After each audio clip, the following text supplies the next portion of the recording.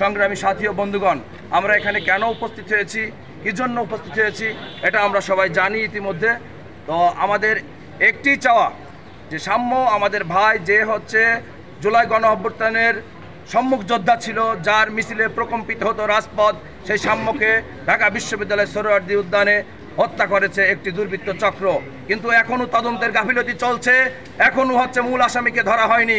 আমরা এই বর্তমান ইন্টারিম গভর্নমেন্টের কাছে অতি দ্রুত কিভাবে হচ্ছে এই সাম্যর হচ্ছে যে প্রকৃত আসামি যারা হত্যা করেছে তাদের দ্রুত কিভাবে গ্রেপ্তার করবে এবং তদন্ত কাজ কিভাবে সম্পন্ন করবে এবং দ্রুত কিভাবে বিচারের রায় সম্পন্ন করা যায়, সেটাই আমরা দাবি জানাচ্ছি।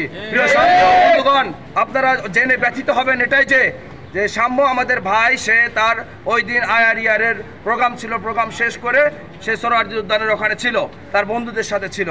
যেভাবেই হোক একটা হত্যাকাণ্ড ঘটতে পারে, হতে পারে, যেই হোক না কেন আমরা প্রতিটা মানুষের নিরাপত্তা চাই, যে সে যেন নির্বিঘ্নে নিরাপদে থাকতে পারে, সে যে দলেরই হোক, যে মতেরই হোক না কেন। কিন্তু বাংলাদেশে একটি পাকিস্তানি বা একটি গুজরাটি চক্র জন্ম নিয়েছে। সেই গুজরাটি বা পাকিস্তানি চক্ররা কি বলছে, ওখানে মাদক সেবন করতে গিয়েছিল, এটা বলে রটাচ্ছে, হাসি তামাশা করছে। আরে ভাই, যেই মরুক না কেন, যে যত অপরাধী হোক না কেন, যে যত ভালো লোকই হোক খারাপ লোক, যার মৃত্যু যেখানে যেভাবে আল্লাহ লিখেছে যেভাবে হতে পারে, কিন্তু তার তো সুষ্ঠু তদন্ত হতে হবে।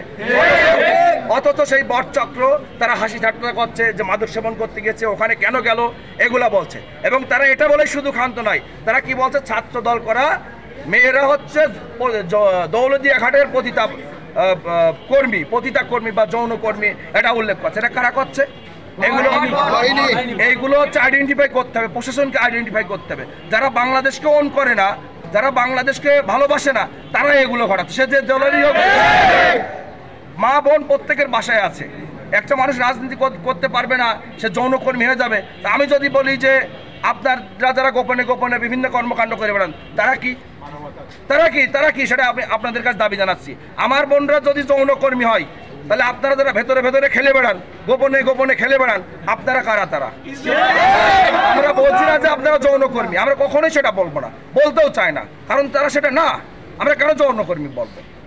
আমাদের যে বোনই হোক, যেই হোক না কেন, যে একটা মানুষের রাজনৈতিক স্বাধীনতা থাকতে হবে, রাজনৈতিক শিষ্টাচার থাকতে হবে।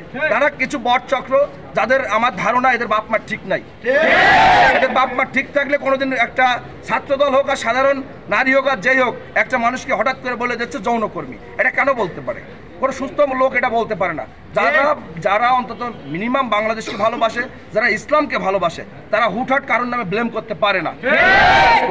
সর্বোপরি প্রিয় সাথী ও বন্ধুগণ, আমার ভাই সাম্য হত্যার দ্রুত হচ্ছে তদন্ত কাজ সম্পন্ন করতে হবে এবং দ্রুত বিচার কাজ সম্পন্ন করতে হবে, এটাই ডক্টর ইউনূসের কাছে আমাদের দাবি। যদিও তিনি হচ্ছে আমাদের নিয়ে খেলছে, তিনি সংস্কারের কথা বলে চিটাগং পোর্টে বিক্রি করার ধান্দায় আছে। উনি অলরেডি গতকালকে আপনারা দেখেছেন নিশ্চয়ই, সংবিধান সংস্কার কমিশনের একজন সদস্য জনাব ফিরোজ আহমেদ, উনি বলেছে যে বাংলাদেশের যে চট্টগ্রাম বন্দর আছে সেটা ইজারা দেওয়ার বা অন্য কারোর কাছে হাতে তুলে দেওয়ার যে পায়তারা চলছে, এই সিন্ডিকেটের কবল থেকে বাংলাদেশকে রক্ষা করতে হলে আমরা অতি দ্রুত ছাত্র সমাজ দাবি করছি একটি সুন্দর সুষ্ঠু একটি নিরপেক্ষ নির্বাচন, যার মাধ্যমেই আগামী দিনের বাংলাদেশ সুন্দর সমৃদ্ধভাবে গড়ে উঠবে এবং আমাদের ইসলামী বিশ্ববিদ্যালয়ের শিক্ষার্থীদের সকলে যেন আমরা নিরাপদে থাকতে পারি। আমাদের মাননীয় ভাইস চ্যান্সেলর স্যার আছে, তার নেতৃত্বে, তার দৃঢ় নেতৃত্বে যেন সকলেই আমরা সুন্দর একটি ইসলামী বিশ্ববিদ্যালয় প্রতিস্থাপন করতে পারি। এবং সাংবাদিক ভাইরা আছেন, আপনাদেরও সহযোগিতা আমরা কামনা করছি। আমাদের ভুল ত্রুটি হলো আপনারা বলবেন যে ভাই আপনাদের ভুল হচ্ছে, আপনাদের সহযোগিতা আমরা কামনা করছি। তো সর্বোপরি এই বলে আমি আমার বক্তব্য শেষ করছি। আল্লাহ হাফেজ। বাংলাদেশ জিন্দাবাদ, বাংলাদেশ জাতীয়তাবাদী ছাত্রদল জিন্দাবাদ, দেশনেত্রী বেগম খালেদা জিয়া জিন্দাবাদ, আগামী রাষ্ট্রনায়ক জনাব তারেক রহমান জিন্দাবাদ। সবাইকে ধন্যবাদ। আল্লাহ হাফেজ। আসসালামু আলাইকুম রহমতুল্লাহ।